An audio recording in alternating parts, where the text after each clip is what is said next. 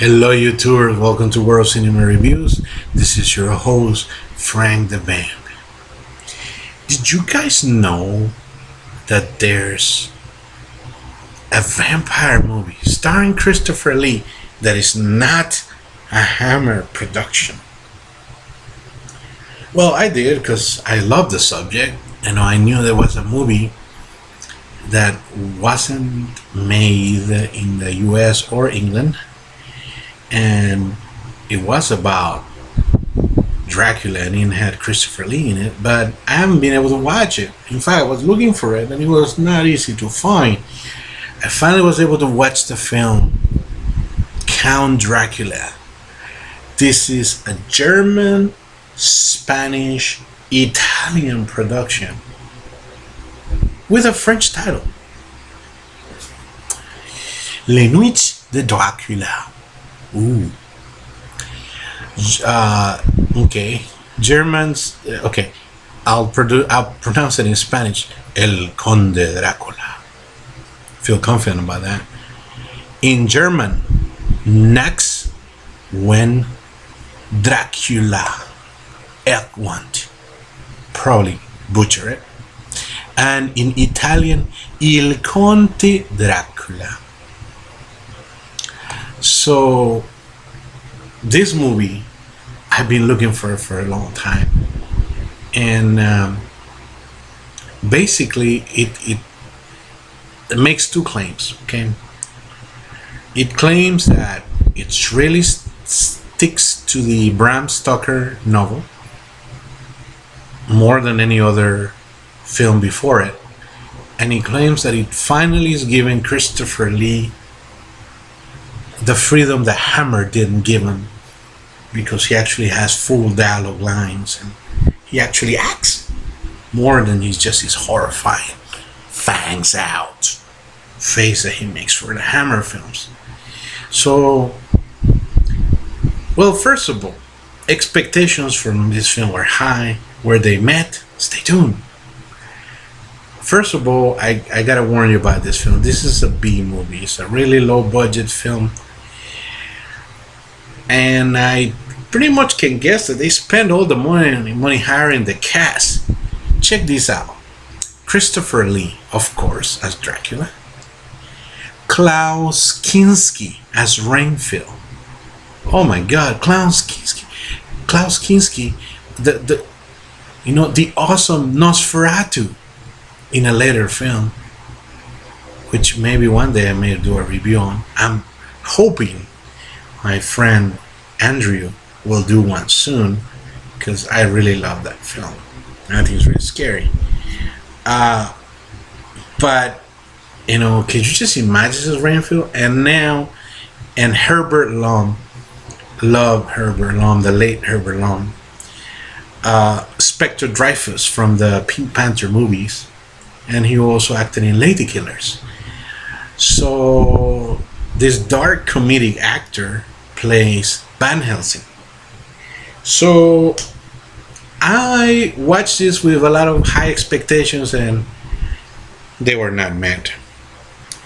The movie plays very, very similar, the plot to the version with Keanu Reeves and Winona Ryder. And it's pretty much the same story. I mean, I think I read that the Bram Stoker book a long time ago. I haven't gone back to revisit it, but yeah, it's almost like when they did the the Gary Oldman version, where it's pretty much it minus the good special effects. They have paper. They actually have paper bats in this movie. It's really, and where do we begin here? Okay, let's begin with the good. Christopher Lee is great. He's got a monologue. He doesn't. Once again, I don't know if it was because of money or how much he asked for the film, but he doesn't have that. He doesn't appear as much. But when he does, he just kills the screen. He just does it so awesomely. He just kills it as Dracula. He's just so awesome. He is Count Dracula, for goodness sake. There's some. He does. If you think he's scary, just being a silent monster, you should see him talk. Where he's giving a monologue about, fighting the Ottoman Empire as Dracul, the son of the dragon, the son of the devil, and fighting the Arabs, back in there, and she's just phenomenal, and you can tell that he really was trying. He really was trying to give his best, and like I said, there's no point of me telling you about the plot because it's pretty much the same. Just Count Dracula, invites Jonathan Harker to his estate, and to talk about some property that he wants to secure, and then tries and is gonna become a victim of the three lady vampires that are gonna eat him while he's asleep, and he shoots them off and says, "Hey, he's mine," and he escapes the castle, and there's a few plot changes where he goes to the sanitarium, this mental institution where Rainfield is incarcerated, and he's put there, and Count Dracula goes to England from Transylvania, where the movie begins, and there's just no, I guess, no, we're still talking about the good, all right? The atmosphere is pretty good in the beginning, and Klaus Kinski is just so awesome. He, as Rainfield, doesn't say but a few words, and he's so powerful, so creepy, eating the insects and everything. But now the bad. Like I said, the plot, there's just no point on discussing it. Just a straightforward, kills Lucy, tries to go for Mina. Oh yeah, one more good thing is the ending. The ending, the way they try to kill Dracula is one of the most originals. I haven't seen it before, so I give props to that. Everything else is just, the other actors are not as good.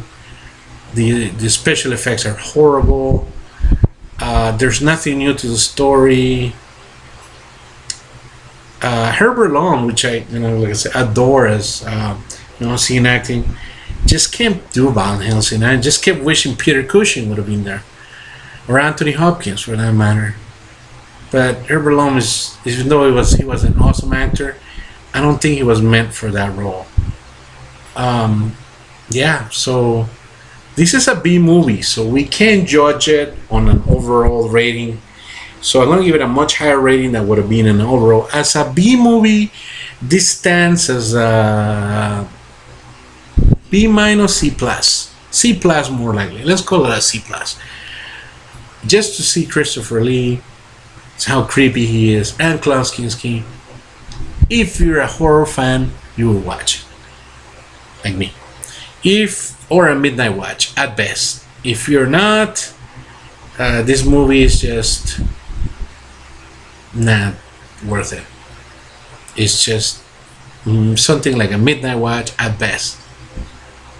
That's all there is. A little, disappointed because the cast, I expected more. If you like it, if you like my review, put some comments. If you didn't like it, please leave comments. Subscribe, please. I need subscribers. Take it easy. Enjoy the Count Dracula if you can find it. But still, like I said, even though it's not the best, it's not the worst. Just about an average horror film with above average actors. Take it easy. Be well. And take care.